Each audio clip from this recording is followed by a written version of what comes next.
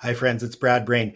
Today, we are going to talk about real returns on your investments. What do I mean by real returns? Well, your real return is your return on investment after taxes and after inflation. Here's what I mean. Let's say you have $100,000 and you put it into a guaranteed investment certificate and you put it in at 1%. Well, what that means is 1 year from now, you will have your $100,000 principal and you'll have interest on your money. And at 1% interest, that works out to be $1,000. So that could appear to be okay, but let's dig a little deeper. So depending on how you hold the investment, it could be taxed. And you are going to pay a high rate of taxes on any guaranteed investment certificate that is not sheltered from taxation. Okay, so if it's a non-registered investment, your GIC, the interest income, is 100% taxable. So if you are in a 30% tax bracket, this is just like making $1,000 more employment income. You're going to pay 30% tax on that. So 30% of $1,000, you're going to pay $300 in tax. And now you're left with $700 after tax in interest on your $100,000 GIC. Gets even worse.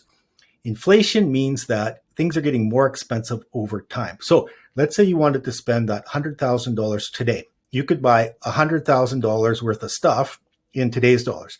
But a year from now, your $100,000 isn't going to go as far. Let's say you have 2% inflation. Now everything's going to cost 2% more. So in order for you to keep pace with inflation, what it means is your investment has to make more than the rate of inflation. So if we look at the real returns, which is your return after tax and after inflation, all of a sudden that $100,000 invested at 1% might not look so good. And I've had this happen where clients have continuously rolled over GIC money. And perhaps there could be a reason for that. But if all we're doing is rolling over GICs over and over and over and over again, then inflation is just going to shred your purchasing power. And in the meantime, you might be paying a bunch of extra tax along the way. So what can we do about it? Well, a couple of things. In order to pay less tax, there's two things we can do. One of them is to take advantage of any tax advantage programs that you might be able to use, like a registered retirement savings plan, tax-free savings account, even a permanent life insurance policy. But if you're sticking with non-registered investments, another thing we can do is look at converting that highly taxed interest income into more favorably taxed capital gains or dividend income. Now, here's the thing.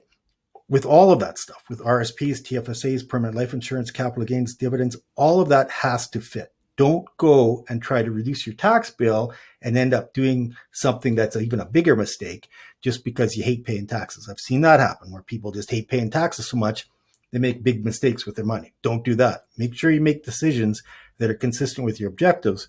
And when we know what is consistent with your objectives, that's the time to be as efficient as you can from a taxation point of view and keep inflation in mind. Okay, hope that makes sense. If you got any questions, let me know. I hope you're doing well. Take care. Bye-bye.